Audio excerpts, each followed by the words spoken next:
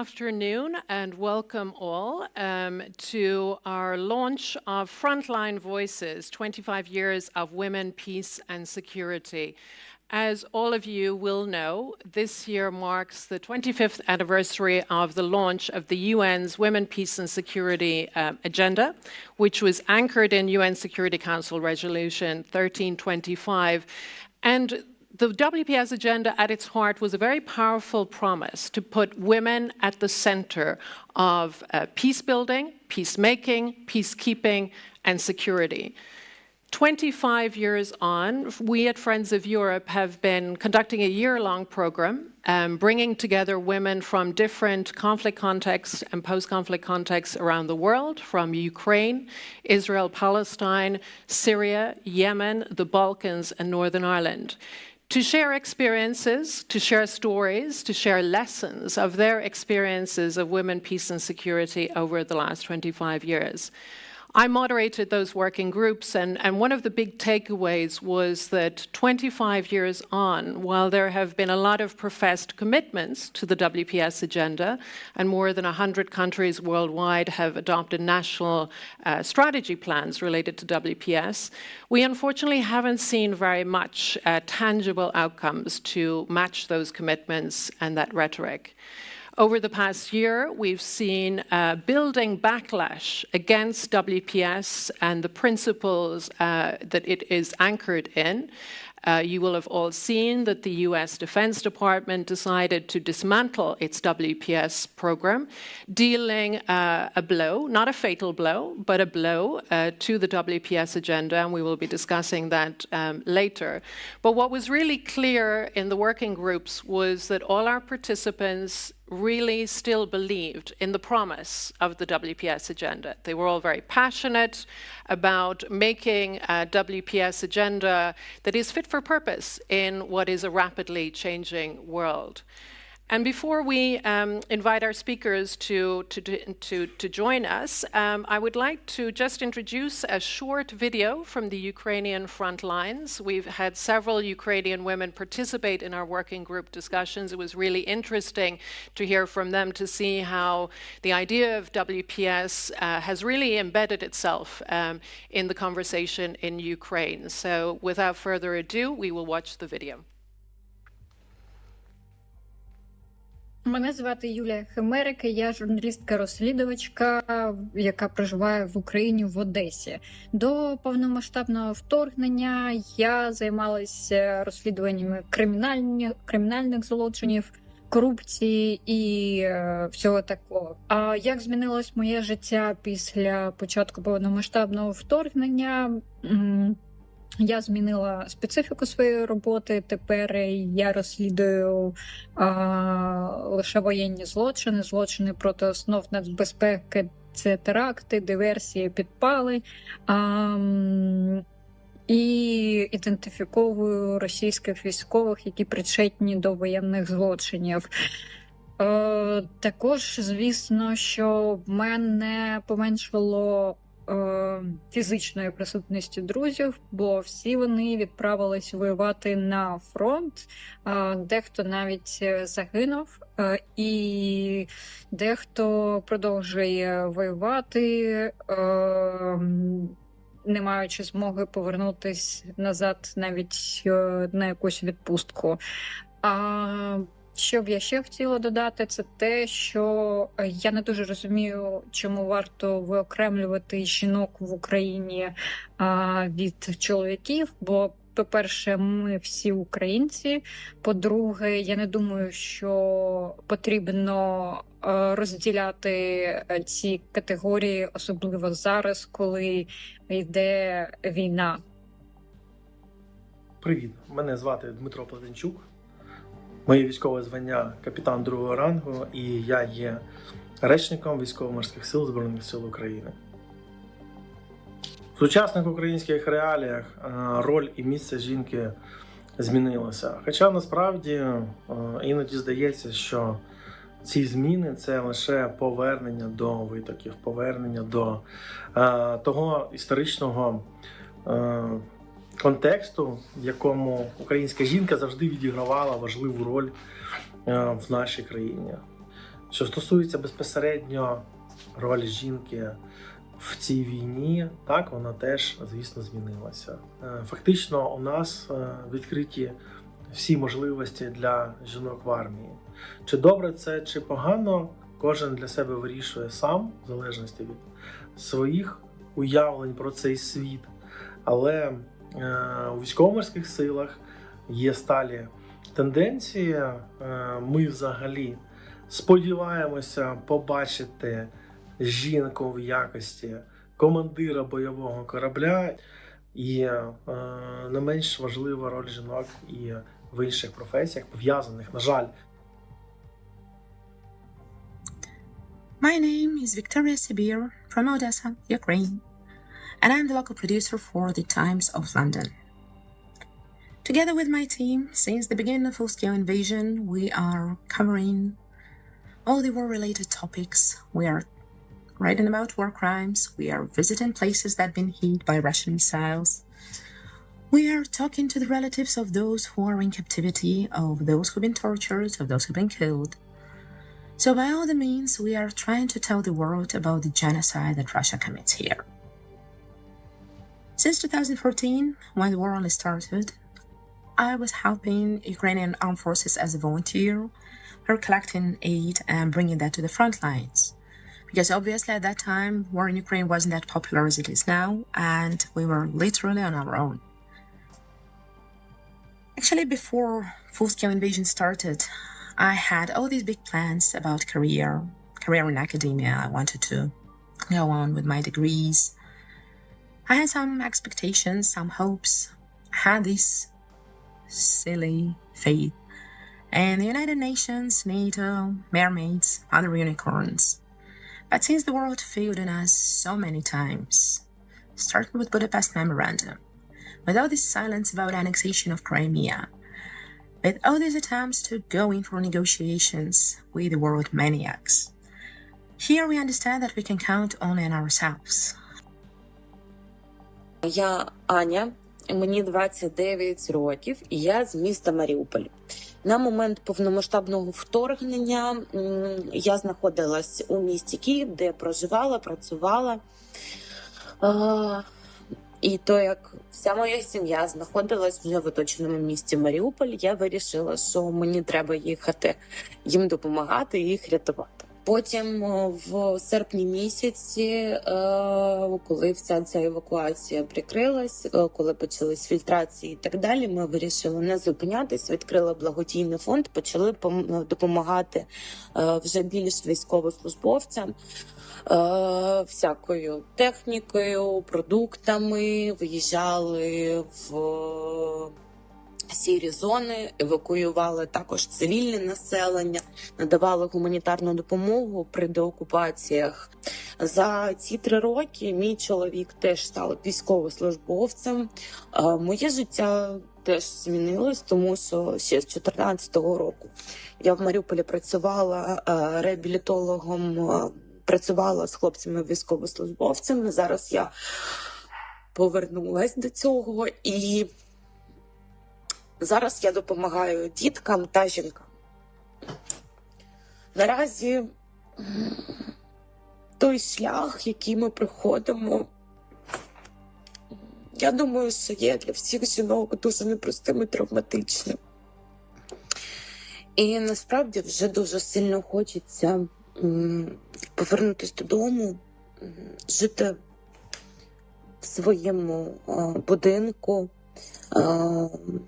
народжувати дітей і просто бути щасливими людьми, тому що в реаліях війни я розумію, що ще буде дуже тяжкий, важкий період реабілітації наших чоловіків, реабілітації психологічної, фізичної, реабілітації нашої, але я думаю, що ми все це витримаємо і будемо жити наше справжнє життя, а не те, що в нас є зараз.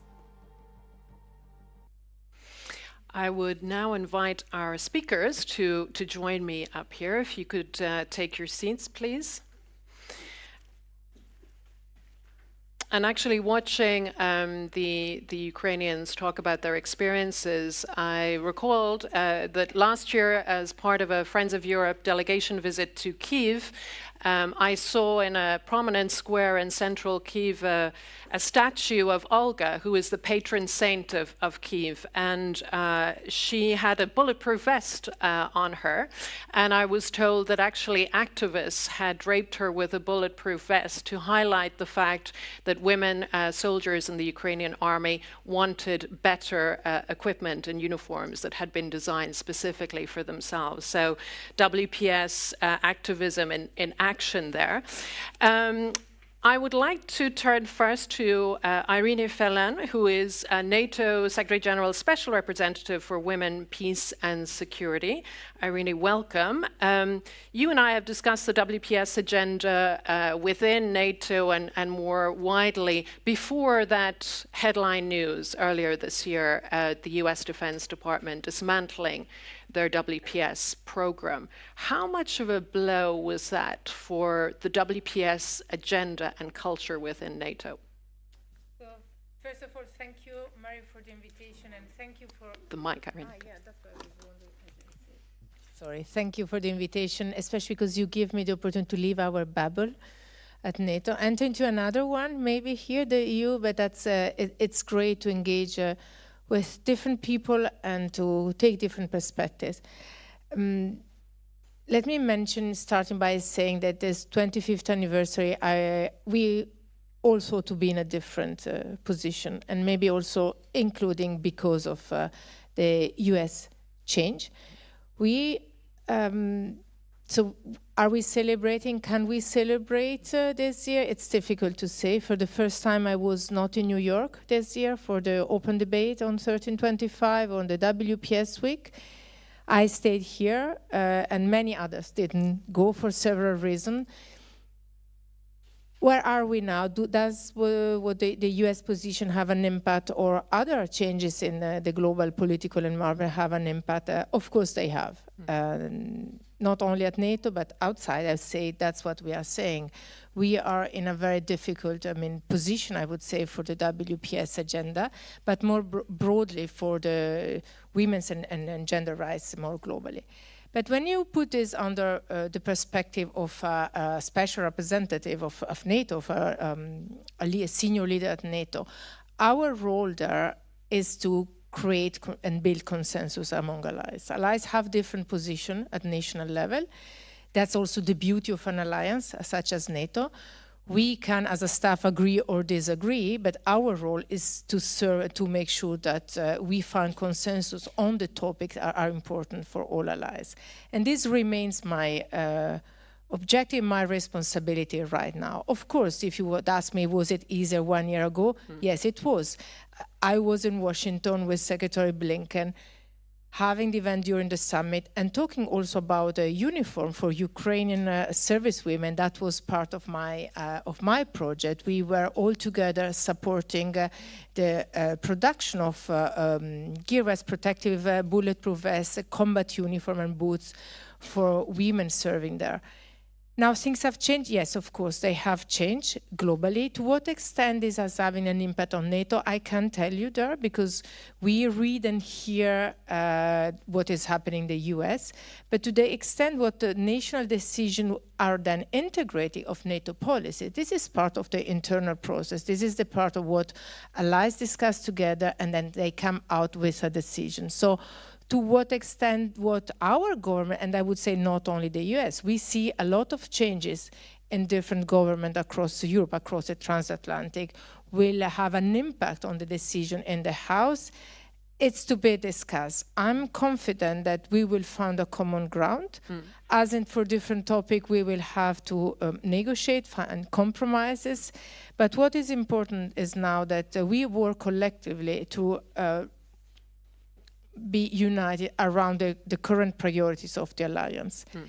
My role as Special Representative WPS is to make sure that everybody understands how this agenda remains necessary for deterrence and defense and in the current security environment. And we saw in the video the voices from Ukraine there showing the different roles that women have played over the last couple of years there. When we look at what Pete Hegg says when he announced the decision to dismantle the WPS program at the Defense Department, he framed it very much in ideological terms. I think he used the word woke, that this was kind of something woke. When it comes to kind of pushing back against this ideological framing of the WPS agenda, how useful is, our stories from Ukraine, the experience of Ukrainian women fighting at the front line, very engaged in civil society, very engaged in so many of the different aspects that together comprise WPS? How useful is that example? I think it's very useful. One of the things we do at NATO is really to look at the operational effectiveness of this agenda, which is an interesting dynamic because in the years, this has also been criticized by the WPS community. I come from civil society myself, so when I accepted this role, I knew that I was going to work on a different perspective in the implementation of this agenda. I accepted the challenges that this was giving me. But of course, this is another way of looking to the agenda. I mean, I'm sure that my other fellows will, partners here on the panel will present this from other perspective. So now when it comes to the security and defense dimension, this is an area that was initially not be part of the agenda coming from the grassroots, speaking about the role of women in changing the world, in changing security and building peace.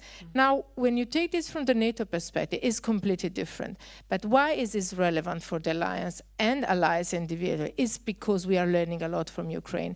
Those stories make the difference. When I decided to make this project with a uniform, it's because I went to Kiev, because I spoke with the service women, because I saw the project that it existed, the uniform there. And then I understood that if we wanted to be helpful, we needed to respond to their needs, and not being ideological, but really being concrete. At NATO, we are not ideological. It's part of our values. This is who we are: democracy, rule of law, freedom, and justice. But in concrete words, what we do is what it counts in terms of how we translate this into concrete actions, and the uniform is one of the projects. But it's not only this, it's how we bring this into our capabilities more broadly, is to understand what are the needs, how we work now with defense industry to produce differently. It's about AI, it's about avoiding biases, and how we look into technologies, how we develop our surveillance system to understand the movement of the population and different dynamics into the society. So listening to them makes this even more real for those who are maybe less convinced and know less the impact of a gender neutral, lack of gender analysis will have on the population. So a recurring theme throughout our working groups was the fact that the WPS agenda appears to be losing momentum due to funding challenges. So budgets are being cut across the board, programs are being dismantled. Women who are at the forefront of the WPS agenda are really struggling in this respect. When it comes to conversations within NATO itself, and the importance of pushing WPS when it comes to budget negotiations and that, how much of a challenge is that at this moment? The increase of defense spending, it's clear. I mean, there is a concern across women's organizations that we know, not only right now, but we know that when governments needs to cut something, the first thing that is cut is women's or social rights or social supports or welfare. Right now, we know the increase of defense spending is on allies themselves. There is a commitment to reach 5%. So my role in doing advocacy is to continue working on this message that we need to do the gender budgeting. So yes, we need more money in defense, but how we will spend this money, how we will target recruitment of women, because we need to meet the capability targets, is part of this conversation. It's about, as I said, the uniform, the more broader the equipment. It's about looking to resilience. So you know that the 5% is composed by 3.5 on hardcore security and 1.5 on more resilience. If we talk about the society as a whole of society approach, the resilience cannot be gender blind in the sense that we need to look into the entire society and make sure that we understand the needs and that we benefit from the capabilities and the capacity of the entire population. So the discussion on the budget are not internal, is how we talk with allies, and this is my role, to make sure that there is this understanding and that we continue this. Then part of the budget internally that fund the different offices remains there. But this goes beyond. What I still try to keep is this open channel at capital level between capitals, governments, and also civil society organization to say, even though we are changing the nature of the conversation today, civil society remains the one organization who own the agenda. Right. So, and they need to be part of this conversation. Very important point. Thank you, Irene. We'll turn now to General Sean Clancy, who's the chairman of the EU Military Committee. General Clancy, how do you see the military's role in advancing the WPS agenda 25 years on, and has it become more challenging over the past year? Good afternoon, everybody, and thank you for those questions. And it's great to be here, and I'm very welcome that I can participate in this conversation, actually, because I think the fact that, bar my team, I'm the only one in uniform in this room, which is a kind of hasn't been lost on me because when we talk about women, peace and security, it's quite often associated directly with the military for one reason or another. And you know, I recall, just as a way of background, my role as the chair of the EU Military Committee is to be the voice of the 27 member states' CHODs, and the voice that translates their intent to the political and strategic in the EU. Not dissimilar here to my colleague, from her perspective in terms of a special representation. But women, peace and security, of course, is a significant part of my work. In my last role as the Chief of Defence, I was the executive member of the Chief of Defence Network on Women, Peace and Security. So this is not something that the military have ignored, shall we say. And I do like the phrase that was mentioned in terms of, I think you brought it up, in terms of changing it from an ideology, which I think that's, again, was framed in that context. But we've moved away from an ideology, I think, and we need to work and reframe it around effectiveness. And I think you used that word, effectiveness. Because I believe strongly the fact that women, peace and security, in terms of the 25 years, and by the way, it's 25 years since the EU Military Committee was formed, and they were formed not dissimilar reasons or rationales in terms of the values that they were there to uphold. But the actual, the value of women, peace and security to the military and how it manifests it is actually in terms of the recognition from a military point of view of the operational security they could bring, the effectiveness it has when it comes to better outcomes in terms of who controls things, in terms of food, in terms of networking locally, in the operational area, who can actually effectively build trust, and who's actually going to, I guess, bring forewarning in terms of when things aren't going right. And it's very clear that this lies within a balanced, more diverse approach in terms of women, peace and security, and that is what it has brought. I think we shouldn't forget the transformative nature that women, peace and security. We can often, and I've heard some, and quite rightly so, you know, we have a great reluctance perhaps, or we have a fear right now that we're going backwards when it comes to women, peace and security. And a lot of that is set up by the paradigm we now find ourselves in, and we're shifting towards in terms of the, not only in one particular isolationism approach that's been taken in one part of the world, but I think it's right more broadly. We see a lot of shift in the political paradigms, and as a consequence, many things are suffering, or we have fear or potential outcomes mightn't be as what we had once hoped. But we should also not be afraid to reflect on how far, from a military point of view anyway, I can reflect upon we've come. And like I can say I've 41 years in the military. I've been around in terms of many engagements. I've been engaged with many different military organizations. And I think culturally there has been a shift in terms of that view of effectiveness. Let me give you an example. You know, when we look at women, it's not looked through the lens of victims anymore.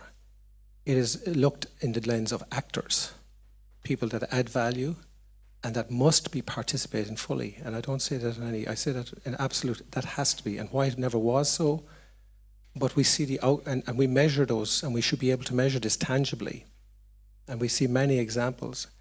And to do that, I think we need to, you know, reframe it, I said, in effectiveness, but we need to measure it in terms of the de-aggregation of information when we're in these conflict areas, or more broadly. One message I also give, when I look at it in terms of the diversity of our approach, I look at the integrated approach in the totality. And, you know, I mentioned the fact that I'm here in uniform and I'm the only person in the room. And that's a good thing from my point of view as well. I said it, you know, with tongue in cheek, but it's also a very positive thing, because the integrated approach, the military is only one instrument. The Women, Peace and Security transcends the military. It transcends all of our activities, societal activities, be it economic, be it trade, be it legal. But when it comes to conflict areas, we generally associate the military as the first step, because it's a stabilization issue. But that stabilization issue usually falls flat because we don't follow through with the wider integrated supports that are needed to sustain society.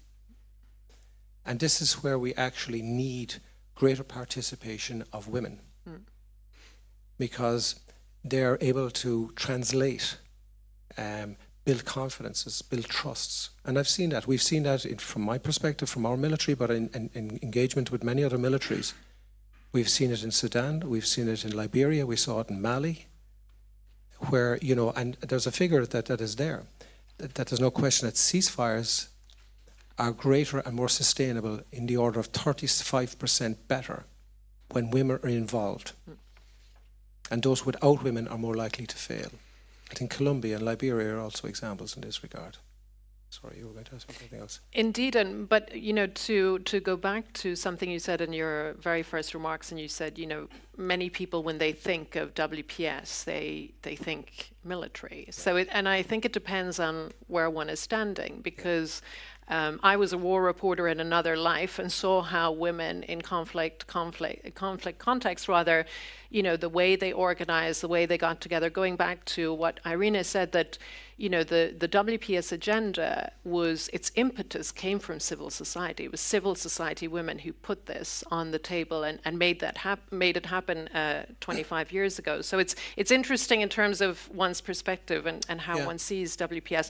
But General Clancy, one of the again recurring themes in the discussions during the working groups was, you know, a concern that we're seeing what some people have described as a securitization or a militarization of the WPS agenda, in that the focus, and one could argue that the paradigms of the contours of the conversation in Europe are changing, just because over the last couple of years, Europe has taken on a more hard-nosed approach to its defense for obvious reasons. What are your views in terms of how we maintain the equilibrium? So this is WPS, Women, Peace and Security, that it doesn't become too much of a securitized agenda. That's very broad. I'm just going back to your first point as well, but of course peace is not determined by the absence of war either. And my approach, I guess, to when I look at can I go back to your first point, because I think that's an interesting, if I can, I'll come back to the other, but just it resonates. I think when, in my experience, and I've been around for that length of time, and when WPS came out initially, and I served in Bosnia, and I saw when, on the 10th anniversary of WPS and the UN Security Council Resolution 225, I've seen it evolve.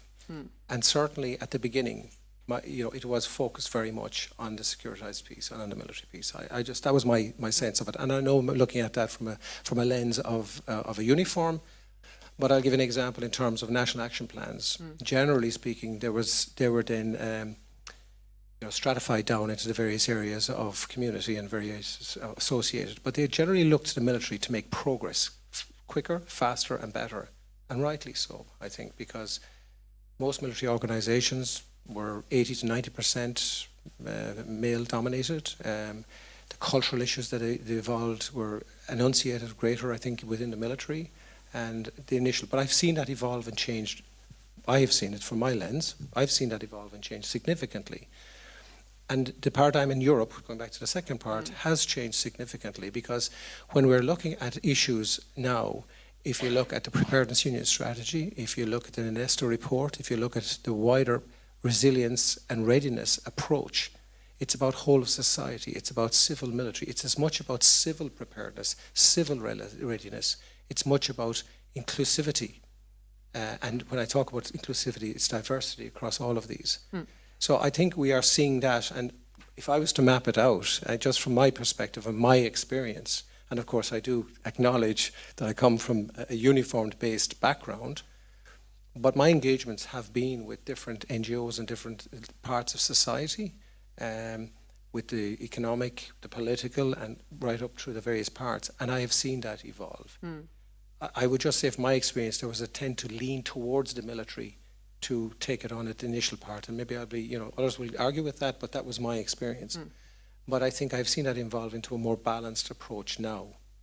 And I think just that if we hang on to reframing of the effectiveness piece and get away from the ideology piece, which we're all, even the questions around being militarized is ideological nearly, we could perhaps, I think, really set the agenda for the next 25 years in terms of women, peace and security, in my view.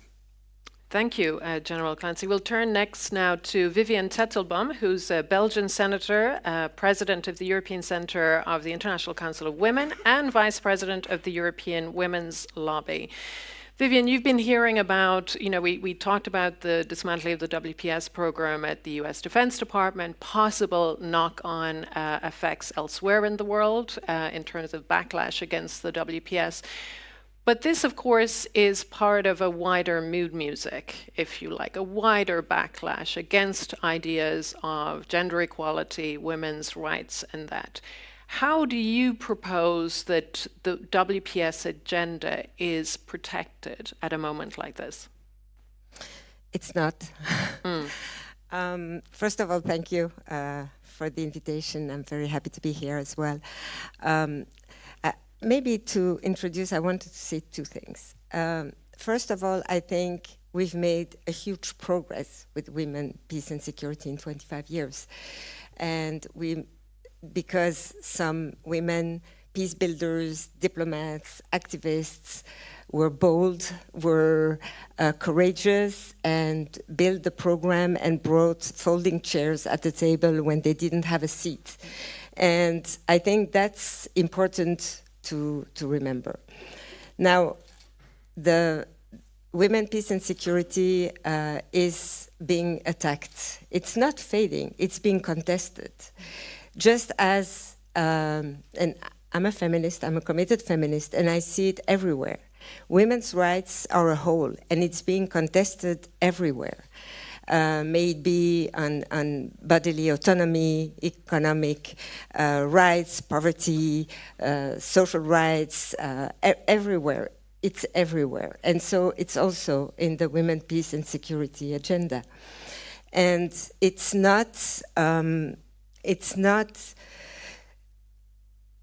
something that's it's coming slowly, but it's violent at the same time. I mean, we see it in many countries, and even in countries that are democratic, in countries where we keep democracy, social rights, where we talk about gender equality, but we don't push the agenda anymore. And so when you don't push it and you don't go forward,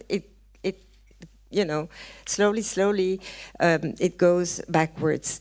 And the same patriarchal structures that attack women's rights, that attack abortion rights, that attack all the different women's rights, attack women in peace and security agenda. And so that's the first thing. The second thing is we look at women, peace and security agenda like it's a niche, technical niche, where we have experts, we need experts to foster it, to bring it forward. But actually, it has to be recognized for what it is, a cornerstone of democracy, and it has to be implemented, and we have to work with grassroots organizations, women on the ground, and you said it, women know their communities, usually women know where the problems lay, women know how to help solve those problems, but also women bring different issues on the agenda. Gender-based violence, for instance, rape as a weapon of war, all those issues are being brought in by women, by grassroots organizations, but they are attacked as well.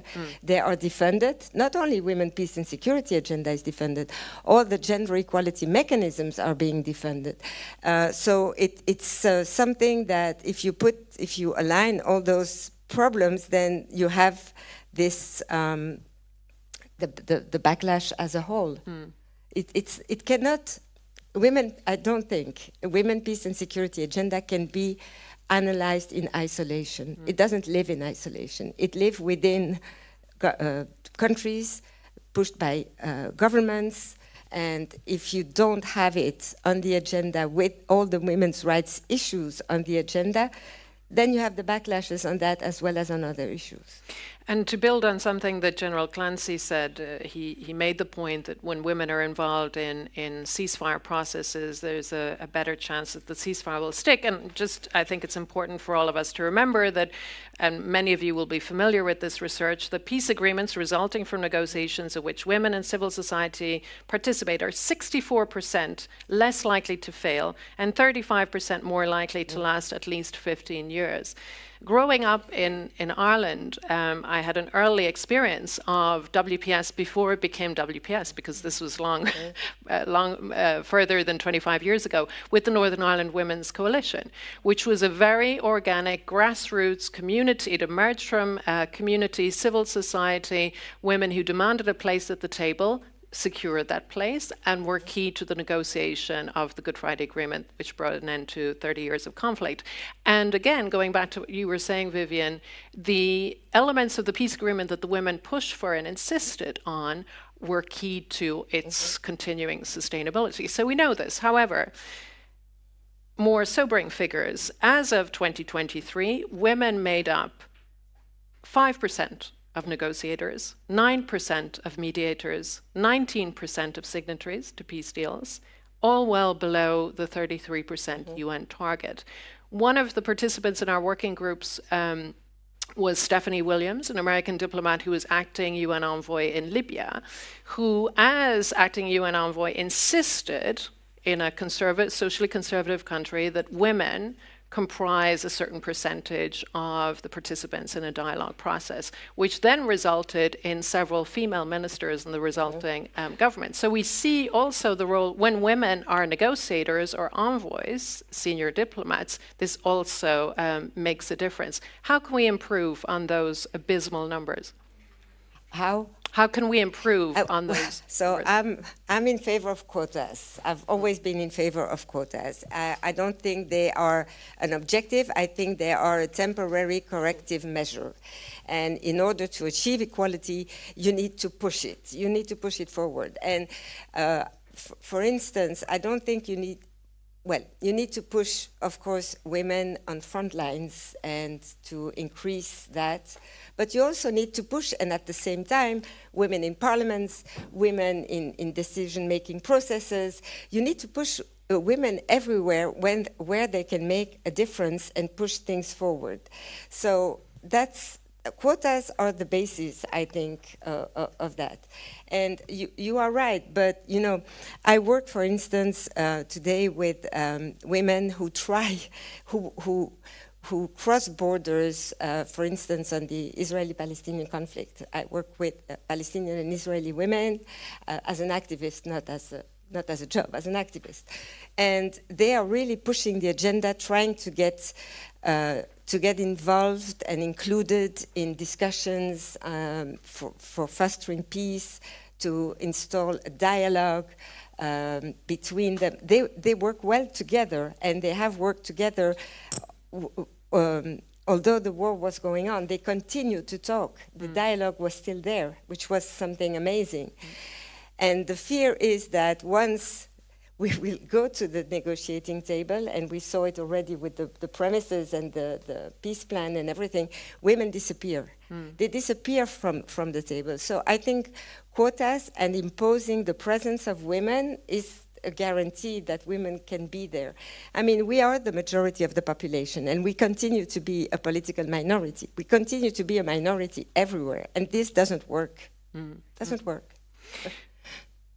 Irina, you wanted to come in there? Yeah, I would like to add something on this. I think that we have to be careful and see if the table disappears is also another issue. So if the table is not only having women at the table, but if the table of the negotiations disappears, it will be even more complicated to have women sitting there. So I think that for the agenda right now, we have also to look into the broader picture, how peace dynamics are going on, and maybe for us working the agenda, try to understand the different ways.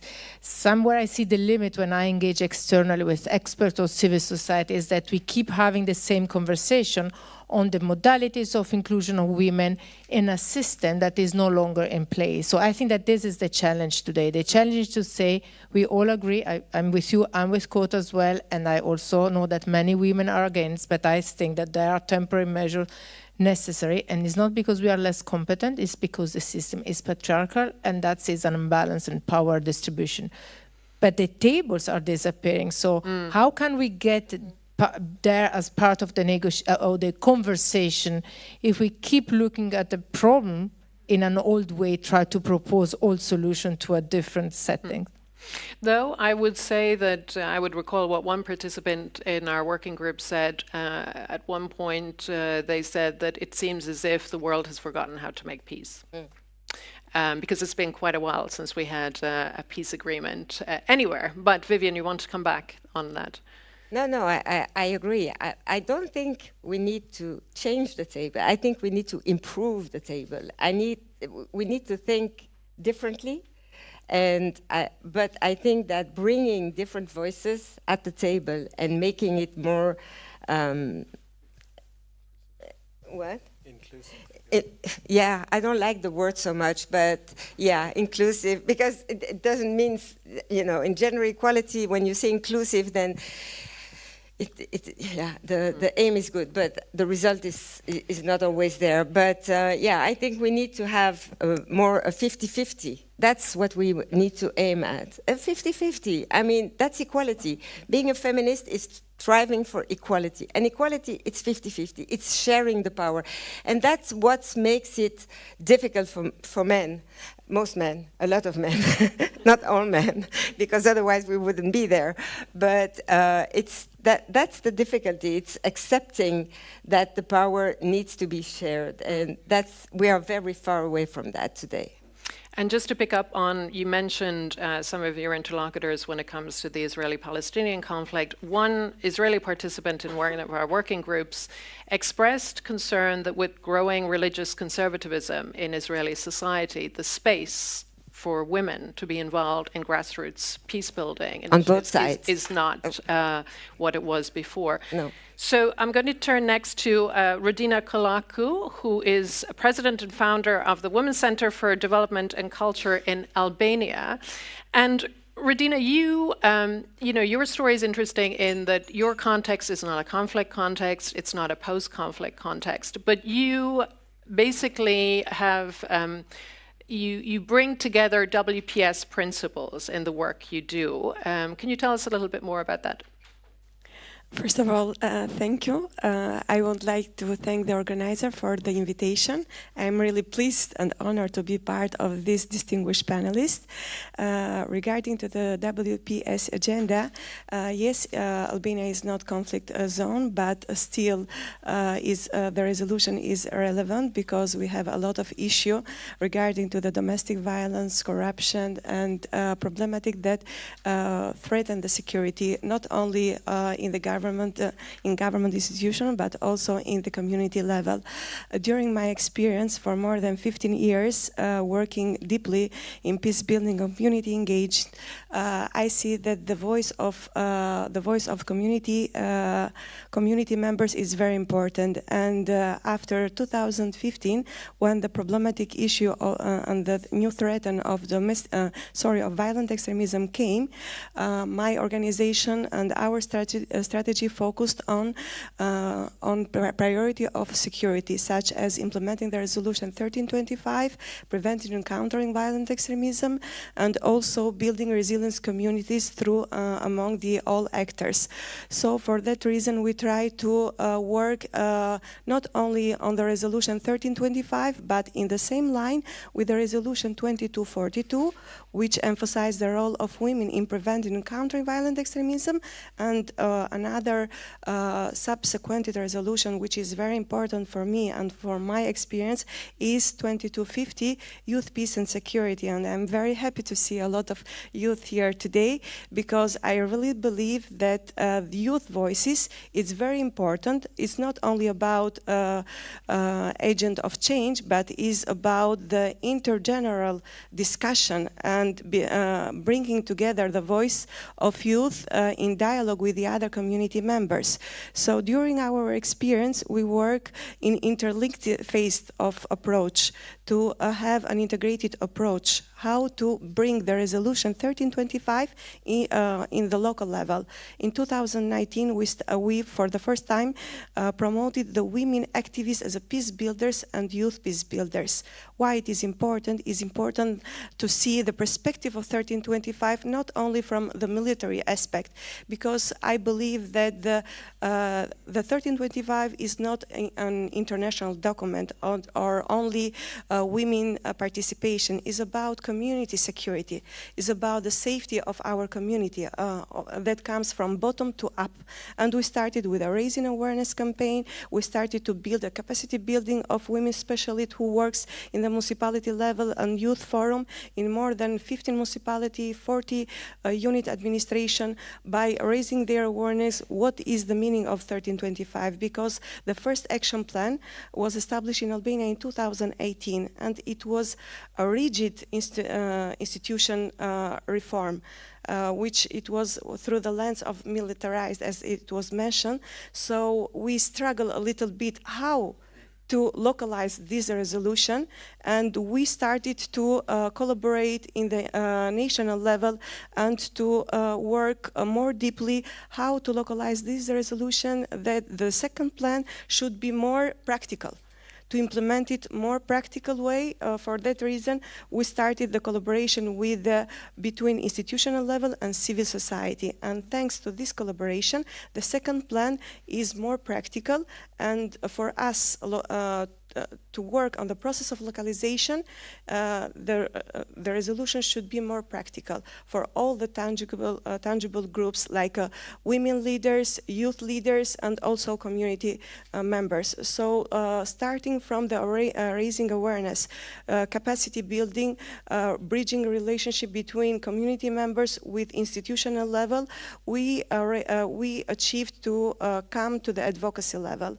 We are working deeply, and last week we brought 3 new achievement and success story. For the first time, we established the first manual 1325 for institution level, but also civil society, because still in Albania this resolution is not unknown, is not well known from institutional level, but also from community level. And for this reason, we try to go deeply with the implementation of the mission measurements and objectives of the action plan by working in each of them, where the civil society have the voices. This manual, it will serve to all the stakeholders. And the second achievement, it was that we are working closely how to bring and integrate it to the local mechanism, Security Safety Council. Local Security Safety Council was established by our government as a tool to prevent violent extremism.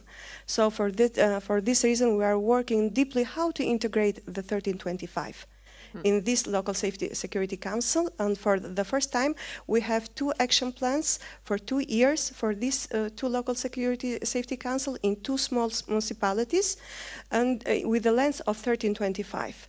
Because in the local level, we have a lot of problematic gaps and shortcomings. Sometimes even the community members who work in the municipality mentioned that the 1325 should not be from the top and seeing something like outsider. Right. So for this reason, we are trying to work deeply to identify what are the gaps, what the community needs, how we can bring the voices of women unheard to that roundtable discussion. It is difficult from civil society because we have not too much funding and budget, but I think that the key issues is the communicating process. We try as a civil society to communicate with all stakeholders how to advertise our success story. Right. Because if I work in the rural place and women still are stigmatized and still face a lot of problematic issues, not only domestic violence. They are not allowed to go outside of the home. And also the process of 1325 is seeing like many issues. So for that reason, I think that coming from the bottom to up, we need to change the mindset and we need to bring the changes from inside. Thank you, Radina. Thank you for giving us that perspective from, as you said, on the ground, that grassroots perspective, and also interesting insights in terms of how Albania is engaging with its national action plan. I'd like to turn now to Emmanuel Jacob, who's the president of Euromil. And just following on from everything you've heard so far, Emmanuel, you're our last speaker before we turn to the floor. But specifically on the accountability and funding mechanisms, we've heard a lot about the challenges that the WPS agenda faces at this moment. What kind of funding mechanisms in particular, but also accountability mechanisms in terms of a lot of pledges, a lot of professed commitments, not a whole lot of follow-up in many places. What kind of mechanisms for funding and accountability could ensure a WPS agenda that's more robust and that is fit for purpose? Yeah. First, also thank you very much from my side for the invitation and for being here for this important discussion. I think before we can answer on that, we have to look back a little bit on how this discussion is going, and I would like to talk a little bit more on the defense sector, and we already said on for many people, you know, WPS is something like military. It is a uniform discussion or what, which is not the case, of course. But it's a fact that sometimes it still remained after 25 years a debate for, I would not like to call it a happy few, but for a very limited public. I think if we, not in this room, because otherwise you would not be here, but if we walk around and talk with people from civil society organizations, but not specifically dealing with this, in the military, in our case, even in our organizations, because what we represent as Euromil is military professional associations and military trade unions. Well, even if we have that debate over there, I think that it's very limited how many people know what this women, peace and security discussion is about. It turns very quickly on it's a women discussion or it's something with gender, but what is then the gender debate exactly? So it's quite difficult. And even after 25 years now, it's still a limited public that I think, especially in our sector, who is dealing with it, which is a shame. there should be much more involvement from people from the sector in this whole debate. But then you come to the point on where are we today, and is there a kind of danger? Is there a kind of situation where everything now will be slowed down, and do we still have budgets for it? And there I'm less optimistic than saying, okay, this is debate. If we find the right people, if we find the right ways on bringing it on the table for debate, then it will work. But I'm less optimistic in, do we find the funding for it? Do we find the proper framework? Do we still get that framework in the future to deal with it? Because you talked at a certain moment on the US. Now, I think that I'm not the only one getting a little bit tired of the discussion that everything turns now suddenly on the US, and not really on the US, on somebody who lives in Washington, D.C. in the week, not in the weekend. But, okay, that's another debate, I think. But even if you look around here on the European level, we have these kind of threats. These threats are there.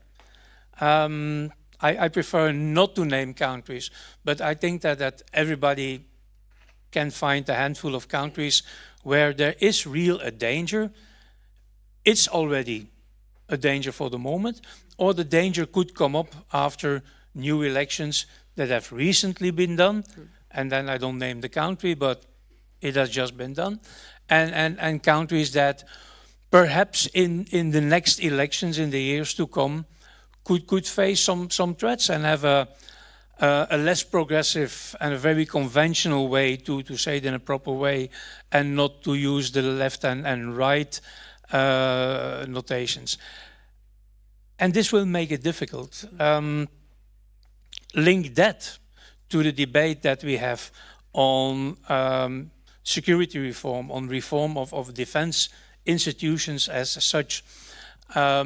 We had a debate quite recently with some of our member associations, and the chairman of the Swedish organizations, which we already see as a very progressive way of thinking, dealing with things, he made a statement that, and they had a discussion the whole summer, that everything that they were debating in the past and a lot of things that they achieved in the past, also in this field, is under threat and in danger. What they see is that the operational matters have again the priority, which we fully understand. We are in a very strange and dangerous situation for the moment, so we fully understand. We are the last ones who say armed forces should not have a first priority in operational matters, should not have a first priority in investing in defense, because we have a lack of investment in the past decades. But this should not kill the debates that we already had in the past and need to continue to do. And so there, I think, to be concrete on your question, that we absolutely need to find and continue the debate on how are we now going to continue this discussion. How do we keep this on the table? How do we keep this important? And I would not even say how do we keep this, I would say how do we reinforce it? Because the debate, the discussion that we had in the past, and bringing, for example, WPS in the military, was very often only turning around, and I don't mean that in a bad way, around the issue women in the armed forces, but it's much broader than women in the armed forces. And that's what I liked, also what I read in your report, making also this link between women, peace, security, but also race, ethnical issues, LGBTI, and trying to bring that together and see the links between them. And I think if we continue to push for that way, that this debate must be possible, but funding and making it acceptable will remain a challenge in the years to come. Thank you for that, Emmanuel, and particularly the point you made at the beginning that the threats to WPS are not necessarily coming just from the other side of the Atlantic, that there are crosswinds in Europe as well, which could present a major threat in the years to come. So we're going to open up the conversation now, but first we're going to run a live Slido poll featuring the question, what do you feel is the most pressing matter when it comes to renewing the women, peace and security agenda? So you'll be able to vote in real time and the results will appear instantly on the screen. So watch them as they come.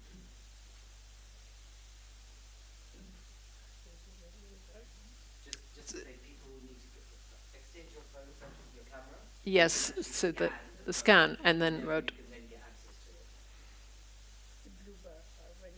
Mm-hmm.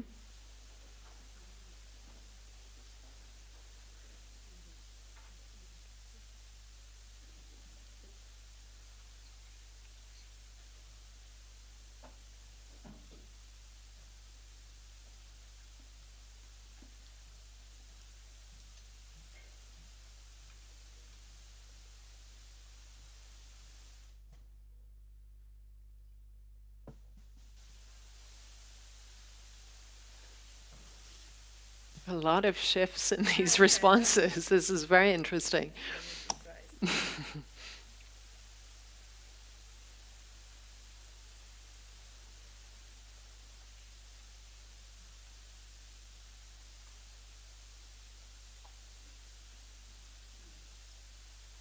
And we have quite a few people joining us online as well who are also voting.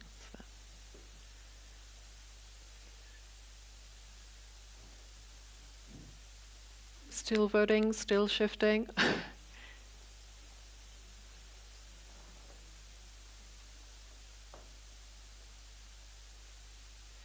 So I think that seems to be stabilizing with that. So I don't think the results are so surprising for people. I heard you saying, Irina, as you were watching, interesting. But what do you make of the final results?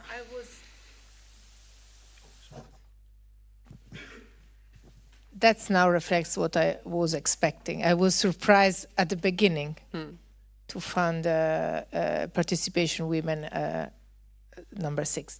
It was when you opened it. That's why I asked you if the vote had already been done. And no, that's reflects more what I was expecting.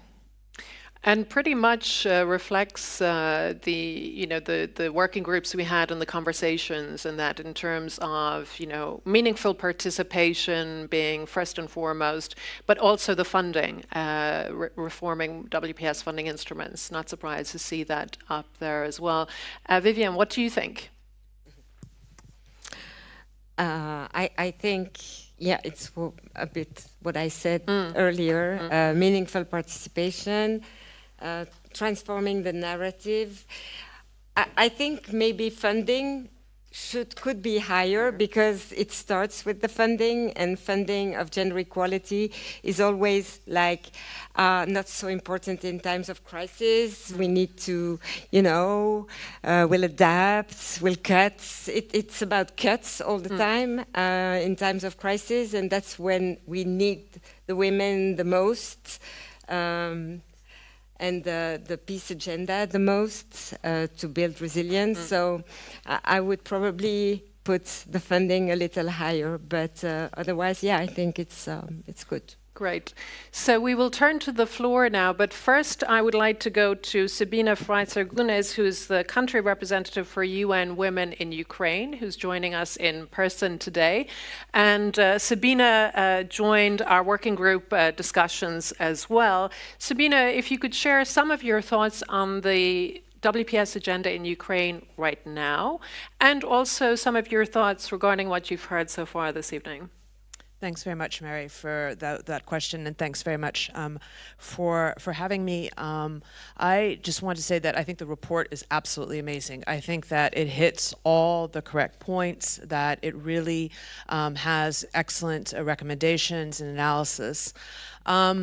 But I really wanted to be here with all of you today. I came from Kiev yesterday, just to give you a little bit of the energy that actually exists in Ukraine. So this research focused a lot on the case of Ukraine, and you spoke with a lot of Ukrainians for this.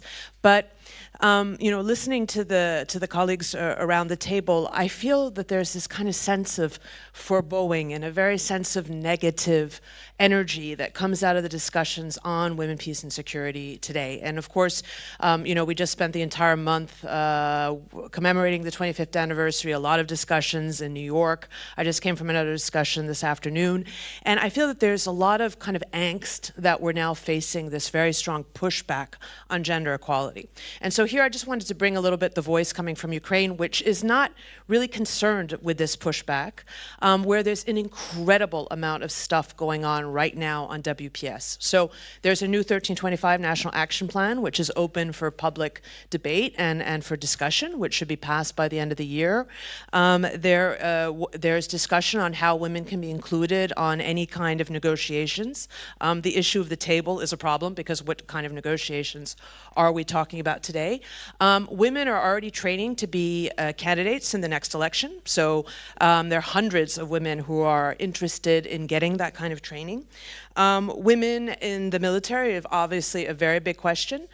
There's only 4 women generals currently in Ukraine, but there is a pipeline for more women to move up into the senior levels of decision-making in the military. There is a huge amount that women have been able to do in the humanitarian space. So just to say that there's been a transformation of women, peace, and security in Ukraine since 2022, which is incredible. Visible. And every single time I get out of my house after a night of attacks, I'm just, overwhelmed by the energy that the women of Ukraine have in continuing to advance the women, peace, and security agenda. So here I just wanted to leave with you with a couple things where I think we've seen real progress. One is on the issue of accountability, and particularly accountability for survivors of conflict-related sexual violence who have been incredibly well organized, who are speaking in New York and Geneva about the need for accountability and the need for reparations. So that, I think, is a big change that you've seen in Ukraine, accountability for CRSV. The other big thing is financing and funding for small grassroots organizations all around the country. One of the funders of this is called the Women, Peace, and Humanitarian Fund, which is a global fund, which is advancing WPS around the world. This has been a very useful instrument to get money quickly into the hands of women's rights organizations, LGBTIQ+ organizations, Roma organizations, youth organizations, really active in the front line. So WPHF is a great instrument. And finally, what we've really seen in Ukraine is the focus at the local level. So some of you have brought that up before, the work at the community level, talking about social cohesion and talking about peace, not only between Ukraine and Russia, but also within local communities, between different elements of that community. So I think we've seen lots of positive change. Yes, there is clearly a pushback that's going on, but there's also an incredible energy, and there are already strong tools to move further and faster on the WPS agenda. So I just wanted to give a little bit of that positive vibe, also coming from, of course, a very difficult environment, but where we're seeing lots of quick gains. Thank you. Thank you very much for that, Sabina. We'll open up to the floor. So thoughts, remarks, possible questions from the panel. We will take batches of 3, please, and we have a roving mic. So this lady in front. Thank you. No, I actually really wanted to echo further what you shared, because I just came from 2 days of the EU peace mediation community practice, and truly, and really, it's actually incredible. And this is where I ask myself, visibility, like how much is their visibility? And sometimes it's really not for their own protection and so on. But at the heart of the 2 days, truly this notion of convening agency at the grassroots and women and young people in the way in which both deal-making, peacemaking, peace building, and sustaining peace, and how securing within pockets access, humanitarian access, how inspiring, how incredible the insights were and the practices on the ground around this was shared and echoed over and over again. And part of it is really concrete, actionable entry points for how to further create an enabling environment for that to build momentum, both vertically and horizontally. Right? Thank you. The lady next to you. Hi, thank you so much. Olga Hamama, United for Ukraine Association. I have one question to comment on your spirit from Ukraine. From personal perspective, I think once you're facing existential fight, it provides you with certain clarity. So there are actions you decide and you act upon them. I think part of the discussion that we are having, what's at least from my perspective, what I'm missing sometimes are clearly defined actions, outcomes, and measured outcomes of those actions, and maybe it's partially the problem. I do understand that on a very high political level we have to speak of meaningful participation, but what does that mean? How do we break it down? How do we measure it? But the real question I want to get what do you think about economic empowerment and participation? How much would that contribute to the VPS agenda? Because this is the part we haven't heard, I think, about tonight. Thank you. And one last in this batch, maybe just over here first. Good afternoon, everyone. I just wanted to take the time to say thank you to the Friends of Europe for taking the time to organize such a distinguished panel. My name is Divya Sharma, and I'm here with my colleague Emily Katzman. We're actually here from Manitoba, Canada. We're here for a study trip with the EU delegation to Canada.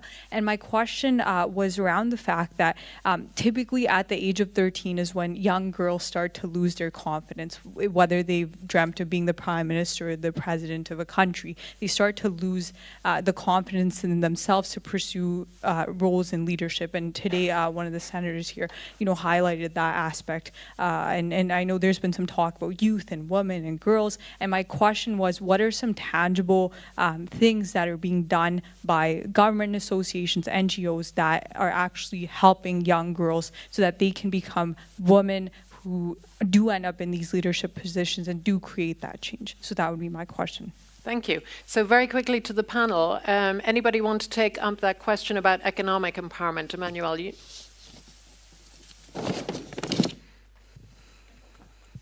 I would like to add something to the Ukraine discussion very briefly. Okay.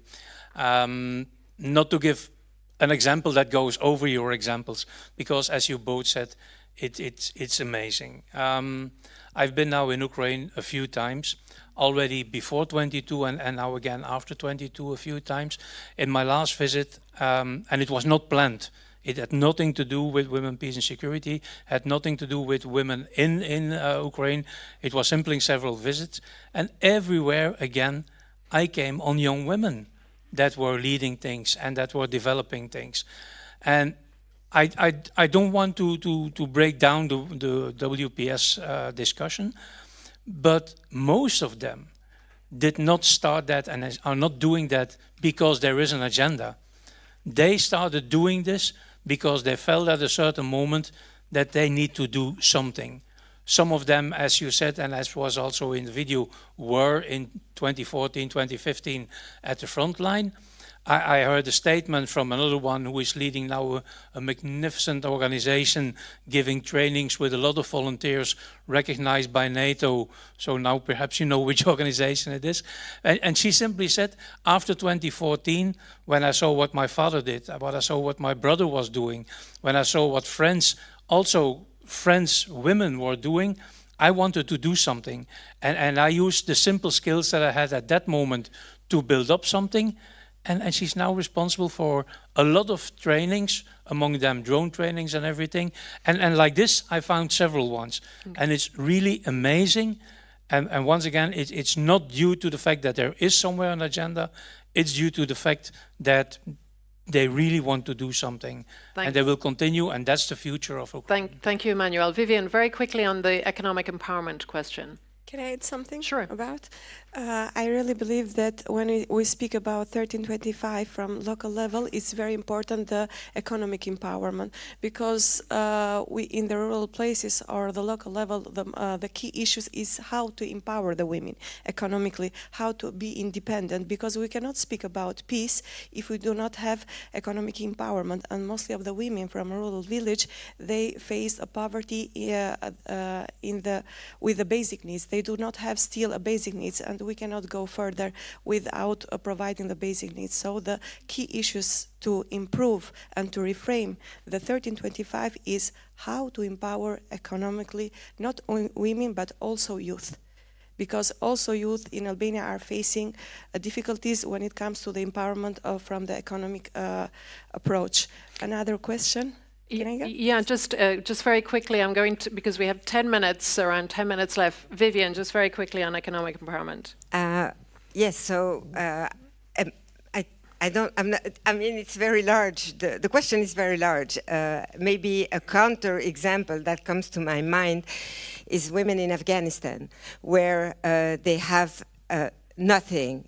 There is no more possibility for them to earn their, to work, to earn their life, to have a public life, to be able to live as women. And so when everything is taken, that's the counterexample, when everything is taken away from you, then you are left at the mercy of violence and more violence, and death at the end of the road. So economic empowerment for women, the fight against poverty, is, of course, that's where it starts. And also funding of grassroots organizations that can help empower the women. But that's a whole subject by itself, so I'm not sure that if it answers your question, and maybe a quick, if I may add, on Ukraine, because I work with feminists in Ukraine, and I agree with you. It's also the situation that makes it's not the agenda before. We were working with them, but at one point they take their place in society and facing the dangers and helping, and that's the solidarity that works also, and how they talk the most, at least the feminist organization and the feminists we work with, about the rape as a weapon of war, the gender-based violence in conflicts, and how they want us to talk about that, and also the fact how they helped build health and social structures to help the women in situation of conflict. So I think what happened there was really a lot of strength and force that cannot happen in other countries, but that happened there, and that's really amazing, and we need to help them and support them. Irina, did you want to come in before we go to the floor again? Yes, that's on Ukraine. Thank you very much. Thank you for sharing. I know this also gives me the energy working with Ukrainian women and at different levels. And I think that sometimes from us, from policymakers, we have too much time to think. We should, listen more and learn from those who are in conflict and then are not waiting for the policy or the action plan. We had this conversation almost 4 years ago with women in Ukraine, say that's not the moment where you look at the plan. And that's why we think we have to build this during peacetime, to build the structure, the culture, to make sure that even when the time comes, we are ready to go. But Ukrainian women are our inspiration. I would say, bear with me, I focus always and often maybe on Ukraine, but that's part of my mandate working at NATO. But this applies to all women across the world living in conflict and in war. To answer about what to do with young women, and this touches me particularly because I have 2 girls, they are 11, and they will get at that age very fast, and I'm learning throughout their eyes how they see the world and what the challenges are. And when they come to me and say, I cannot be this because I never see a woman being, the president, or this in particular case was being a military, because they were saying many men are around when they were younger, before I joined NATO, that was a conversation. So it's leading by example. We need more women as a role model everywhere. That's the only way to break the stereotypes in all professions, and that's having this and then speak out about this very clearly with both boys and girls, that you can be whatever you want, but still many girls need to see, because you cannot become what you cannot see. That remains a fact, and it's a truth. So mentoring from an early age, it's extremely important. So that's, I think, for the one who are in those positions, who made it, it's extremely important to remember when we were younger, and then maybe we had or not had this luck, but to make sure that we turn back and we give back what we received, and that we close this gap. You know, that's making sure that the new generation doesn't have to wait that long to get there. Thank you, Irene. We don't have time for questions, but I would welcome just 3 last observations, quick comments or reactions. This gentleman over here first, please. Thank you. Good evening. I am Ambassador Andrei Zayats, the head of the Liaison Office of the Council of Europe to the EU. And speaking about women's rights, we cannot not mention the Istanbul Convention. And it's more and more complicated, as we see during last years and even last days, I would say, in some countries, because it's a part of societal resilience. In reality, what Madam Special Representative, you have just mentioned, a societal resilience has to be built during peacetime, not during the crisis. And with all ideological labeling around the Istanbul Convention, we see that during last years almost no ratification came out. No ratification came out, which is a shame for Europe, for the whole continent. And the most interesting and worrying thing that during years, all this ideological labelization of the genuine content of the Istanbul Convention, which is not about gender at all. The convention is not about gender, but it was distorted by the Russian propaganda, and not only, but by ultra-conservative messages coming from other parts of the world. So I would like to, not to convince you, because all of us here, we are convinced, but please use your voices, use your networks, use your possibilities to enable this ratification process to be continued, because the Istanbul Convention is about very, very concrete content. And the case of France, which has just few weeks ago or few days ago adjusted its definition of rape to the provisions of the Istanbul Convention, proved it. Thank you very much. Thank you for and 2 very quick comments, because we are fast running out of time. So the lady over here. Good evening. My name is Imelda. I have here a piece made by my friend who came to Belgium from her country that is torn by war.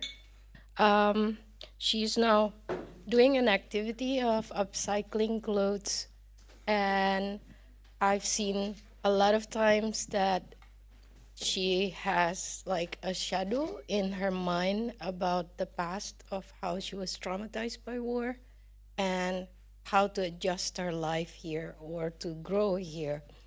And for me, it's like a fire that is dimming slowly, and I hope it's not gonna die down. And by doing the activity, that she will grow passion, and then she will be empowered by herself. She can also contribute to the economy. So I hope if there is any opportunity or any idea of focusing funding facilities for people like her to start her own activity, like tools or space to create something or to produce something, I hope it can also be helpful for them. Thank you. Thank you very much. And one last comment here.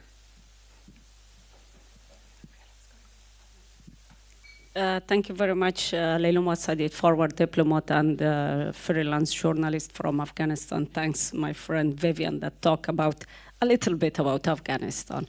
And I should say for the comment that they discussed about women in the negotiation, that's really important. We have very good example in Afghanistan. Negotiation with the Taliban and US without the women, and we see the impact. And Madam Irina, she said that we keep the negotiation, but if there is no woman and there is a table, what should we do? So the most important to keep the balance, to have both man and woman, because woman more knows about the society, about the environment, about everything. But men are always focusing for the different way. We saw it in many different countries. And if we are going in that discussion, it takes longer. So it's better to focus more for women, put them in the decision to take political decision and also in the society.